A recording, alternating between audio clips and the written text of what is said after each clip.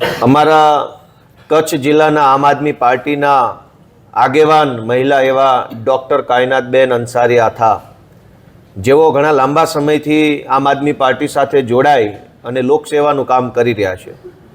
તેઓ એક મહિલા હોવા છતાં ડૉક્ટર તરીકે પ્રતિષ્ઠિત ડૉક્ટર છે, પોતાનું માલિકીનું હોસ્પિટલ છે, સારી એવી આવક છે, તેમ છતાં પણ આમ આદમી પાર્ટી સાથે જોડાઈ છેવાડાના માણસ વિશે કામ કરી રહ્યા છે, છેવાડાના માણસના પ્રશ્નો ઉઠાવી રહ્યા છે. આજથી થોડાક દિવસો પહેલાં એમણે એક જનતા રેડ કરી અને હર્ષ સંઘવીના દારૂબંધીના પોકળ દાવાઓની ફજેતી ઉડાવી.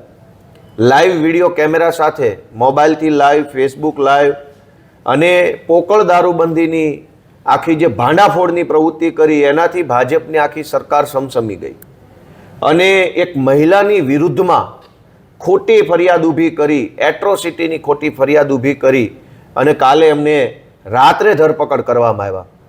આમ તો મહિલા સુરક્ષાની, મહિલાઓના રક્ષણની, મહિલાઓની ખૂબ મોટી મોટી વાતો ભાજપના બધા જ નેતાઓ વિધાનસભામાં કરી રહ્યા છે, પણ એકેય ભાજપના નેતાને કાલે અડધી રાત્રે બેનની ધરપકડ કરવામાં શરમ પણ ન આવી કે લાજ ન આવી.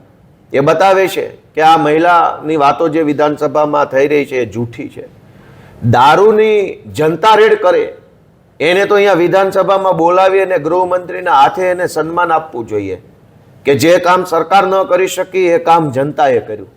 એના બદલે દારૂબંધીની, ડ્રગ્સની પોલ ન ખુલી જાય, આ ભાંડો ફૂટી ન જાય, અને એટલા માટે જે લોકો જનતા રેડ કરે એમની વિરુદ્ધમાં એટ્રોસિટીની ખોટી ફરિયાદ. દારૂમાં એટ્રોસિટી ક્યાં આવી?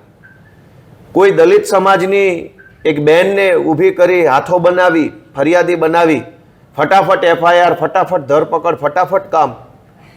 હમણાં જ મેં વિધાનસભામાં પ્રશ્ન પૂછ્યો હતો કે દલિત સમાજના દીકરાઓને ગોળીએ મારનાર થાનગઢના પીઆઈની ઉપર કેમ કાર્યવાહી નથી થતી? 13 વર્ષ થઈ ગયા. 13 વર્ષ પહેલા દલિત સમાજના દીકરાઓને થાનગઢના પીઆઈએ ગોળીઓ મારી છાતી ઉપર અને મારી નાખ્યા. એ ઘટનાને હજુ ન્યાય નથી મળતો.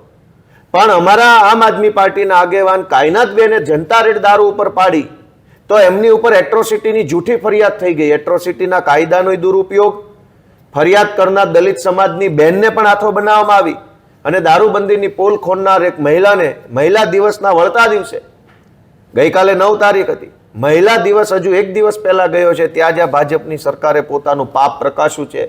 આમ આદમી પાર્ટી એનો કડક વિરોધ કરે છે અને આ ઘટનામાં આમ આદમી પાર્ટી કાયનાતબેનને સપોર્ટ આપી, આમ આદમી પાર્ટીની ટીમને સપોર્ટ આપી આગામી દિવસોમાં કાર્યક્રમ કરશે.